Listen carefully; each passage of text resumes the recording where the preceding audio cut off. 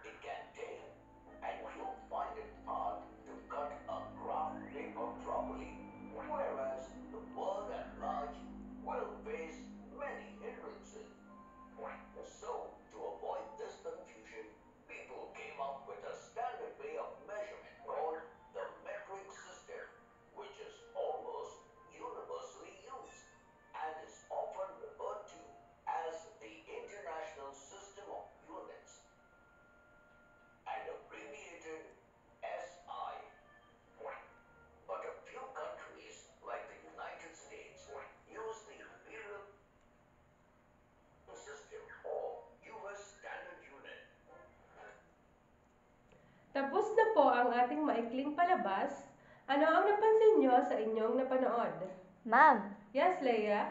ma'am, ito po ay tungkol sa pagsusukat po ng mga bagay na nasa paligid po natin. Mahusay, Leia. Kahapon ay nagpadala ako sa inyo ng mga kagamitan sa pagsusukat tulad ng tape measure or ruler, timbangan or digital or analog, orasan o stopwatch at notebook. May gagawin kayong aktibidad patungkol sa ating paksa ngayong araw. Kayo ay bubuo ng grupo sa pamamagitan ng pagbilang ng 1 hanggang 4. Bawat grupo ay bibigyan ng iba't ibang bagay na susukatin tulad ng number 1, haba ng mesa, timbang ng libro, taas ng isang miyembro ng grupo, at oras na aabutin para lakarin ang 10 metro. Bawat grupo ay nagpakita ng kanilang mga datos at nagpaliwanag na kung paano nila isinagawa ang pagsusukat. Maraming salamat sa inyong aktiv na partisipasyon sa ating aktibidad ngayong araw. May ideya na ba kayo sa ating tatalakayin ngayong araw? Yes, Teacher. Mariel? Ang atin pong paksa sa araw na ito ay kung paano po ang paraan ng pagsusukat. Magaling ang iyong kasagutan, Mark. Sa tingin nyo, ano ang kahalagahan ng pagsusukat? Yes, Paulo? Teacher, mahalaga po na malaman po namin ang kahalagahan ng pagsusukat sapagkat ito ang pundasyon ng ang maayos na trabaho, ang magaling sukat, at maaaring magresulta ng nasayang na materyales, oras at pera. Paano kaya nakakatulong ang pagsusukat sa pang-araw-araw na buhay? Yes, Christine? Teacher, ang tamang sukat ng sangkap ay mahalaga po upang maging masarap at maayos ang resulta ng lutuin. Karagdagan ka pang sagot, Miguel? Teacher, sa pagbili po ng tela, kahoy o pagkain tulad ng karne at gulay, ang pagsusukat ng haba, lapad o timbang ay nakakatulong upang makuha ang tamang dami o sukat ng produkto. Magaling, aking mga mag-aaral. Ako ay natutuwa sapagkat alam nyo na ang kahalagahan ng pagsusukat sa buhay natin. Ngayong araw na ito ay tatalakayin natin ang pamamaraan sa pagsusukat. At bago natin talakayin ang mga pamamaraan, ito ay ating layunin para sa araw na ito. Sa pagtatapos ng aralin, ang mga mag-aaral ay inaasahang nakikilala ang dalawang pamamaraan ng pagsusukat, napapahalagahan ang mga tamang paggamit ng dalawang pamamaraan ng pagsusukat, at nagagamit ang dalawang pamamaraan ng pagsusukat sa gawaing pang-industriya. Teacher, ano po ang mga pamamaraan sa pagsusukat? May dalawa tayong sistema ng pagsusukat. Ito ay ang sistemang Ingles at sistemang metric. Ang bawat sistema ay may iba't ibang unit na ginagamit. Bawat unit ng sistemang Ingles ay may katumbas na sukat sa sistemang metric. Sa matatanda, kasalukuyan ay binibigyang pansin ang pagsusukat gamit ang sistemang metric. Teacher, ano po ang mga halimbawa ng sistemang Ingles at sistemang metric? Salamat sa iyong katanungan. Ito ay ang mga halimbawa ng sistemang metric. Una ay ang haba o distansya. Ang mga halimbawa ng haba at distansya ay ang pulgada or inch.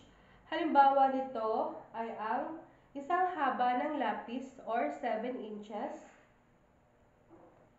Sunod ay ang paa or foot. Ang halimbawa din naman nito ay taas ng isang pinto na madalas ay nasa 7 feet. Sunod ay ang yarda or yard. Karaniwang ginagamit ito sa pagsusukat ng isang hardin na nagsusukat ng 3 yarda. Nadako naman tayo sa libra or pound. Ang timbang ng isang sanggol ay halimbawa ng pound na nagtitimbang ng 7 pounds. At ang tonelada or ton, timbang ng mas magbigat na bagay tulad ng isang sasakyan na may timbang na 2 tons. Sino ang makakapagbigkas ng mga halimbawa ng haba or distansya? Ma'am. Yes, Matthew? Ma'am, pulgada, paa, yarda at milya. Dumako naman tayo sa dami or kapasidad. Ang halimbawa nito ay isang kutsarita or teaspoon na karaniwang sukat ng pagluluto tulad ng 2 teaspoon ng asin. Sunod ay ang kutsara or tablespoon na halimbawa ng 7 tablespoon ng langis sa pagluluto. Sunod ay ang kopa or cup, karaniwang ginagamit sa pagluluto tulad ng 7 cup ng harina. Sunod ay ang pinta or pint, ang halimbawa ng isang pinta ng gatas. Sino ang pwedeng makapagbigkas ng mga halimbawa ng dami or kapasidad? Ma'am. Yes, Janine? Teacher, ang halimbawa po ng timbang ay onsa o ounce, libra o pound at tonelada o tons. Dumako naman tayo sa temperatura. Ang halimbawa ng temperatura sa sistemang metric ay ang Fahrenheit, ginagamit sa pagsukat ng init o lamig tulad ng temperatura ng araw. Dumako naman tayo sa mga halimbawa ng sistemang metric. Ito ay ang sa haba o distansya, ang halimbawa ay milimetro or millimeter. Kadalasang ginagamit sa pagsukat ng maliliit na bagay tulad ng kapal ng papel. Sunod ay ang sentimetro or centimeter. Halimbawa ay ang lapad ng lapis ay 1.5 cm. Sunod ay ang metro or meter. Ginagamit sa pagsukat ng mas mahabang bagay tulad ng taas ng pinto or 2 meters. Sunod ay ang kilometro or kilometer. Ginagamit sa pagsusukat ng malalayong distansya tulad ng 5 kilometers na takbuhan. Sino ang pwedeng makapagbigkas ng mga halimbawa ng haba at distansya sa sistemang metric? Teacher, Yes, Daniel? milimetro po, sentimetro, metro, at kilometro. Ako naman tayo sa timbang. Ang mga halimbawa ng timbang ay miligramo, timbang ng napakagaan na bagay tulad ng gamot or 500 mg. Sunod ay ang gramo or gram, timbang ng pagkain tulad ng 100 grams na harina. Sunod ay ang kilogramo or kilogram, timbang ng mas mabigat na bagay tulad ng bigat ng isang bata or 300 kilograms.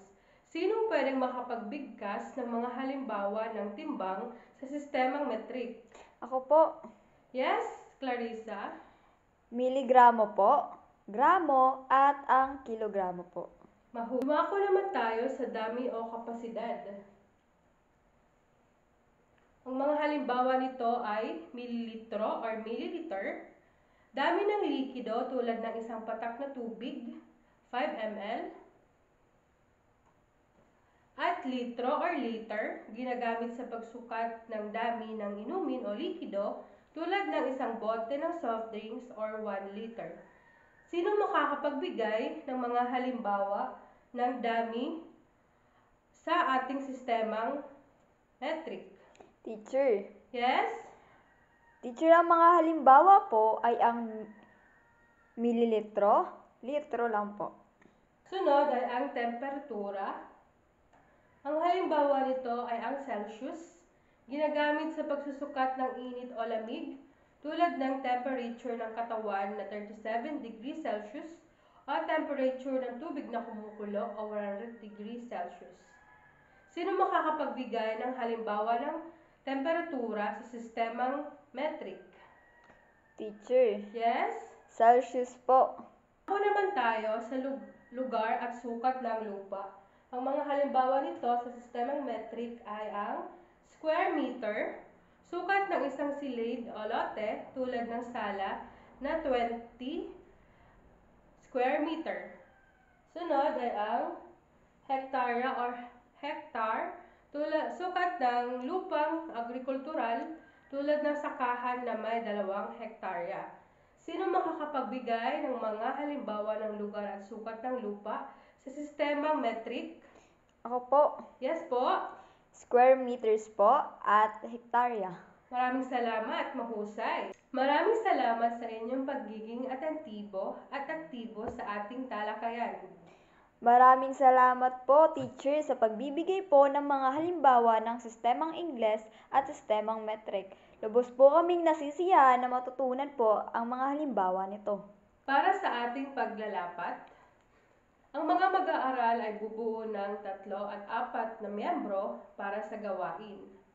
Ang ating panuto para sa gawain ay ang sumusunod na gawain ay ang sukatin ang lamesa kung ilang pulgada or inch gamit ang ruler. Pangalawa, sukatin ang paa or foot ng pinto ng silid-aralan gamit ang tape measure. Pangatlo ay sukatin kung ilang litro ang dami ng isang baldeng tubig. Pang-apat, timbangin gamit ng gramo or grams ang 5 pirasong libro.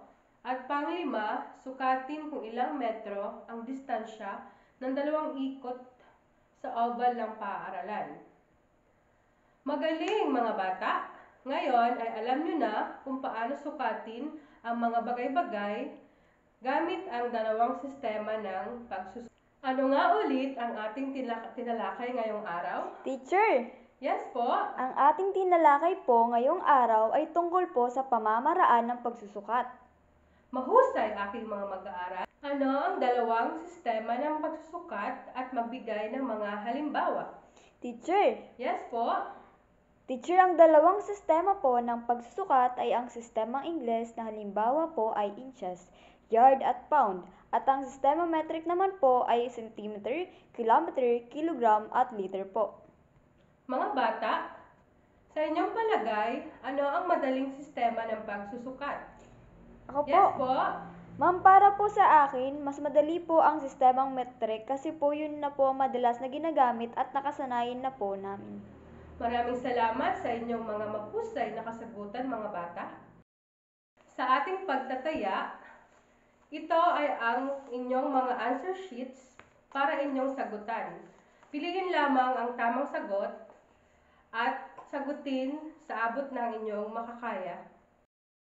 Para sa ating takdang aralin, ang ating panuto ay sukatin ang mga sumusunod na bagay gamit ang wastong panukat at itala ang resulta sa inyong kwaderno. Una, ang haba ng lamesa ng inyong bahay gamit ang ruler or tape measure. Pangalawa ay ang timbang ng isang bagay gamit ang timbangan. Tatlo, ay ang oras na inaabot sa paggawa ng simpleng gawain tulad ng paghuhugas, gumamit ng stopwatch. Yun lamang po sa araw na ito. Maraming salamat sa inyo mga mag-aaral. Maraming salamat po, teacher. Paalam! Paalam po, teacher. Goodbye.